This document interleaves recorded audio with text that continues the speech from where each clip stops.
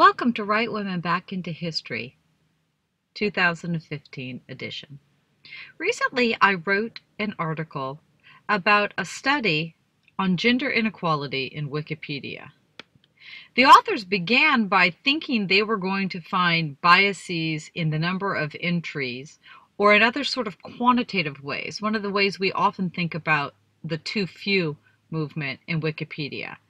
And what they found, as I highlighted here, is that while women are comparatively well covered in Wikipedia as compared to other standard reference volumes, the way they appear in Wikipedia is very different than how men appear in Wikipedia. And I'm not going to go into too much of the details. You can go back and read it if you want. But it led to sort of four key ways that we could think about editing Wikipedia. One is to, as we copy edit, go through and try to remove as many gendered references from women's pages, which means not only using gender-neutral terms, but also taking out extraneous references to the subject's sex or to her familial status.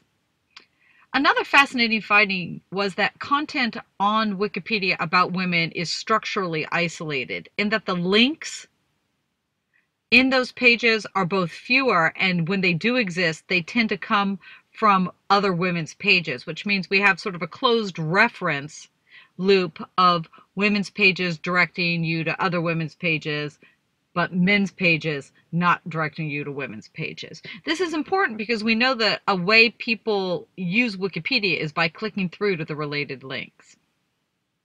So what I'm going to show you now is how we might go about doing some editing to take care of those two things.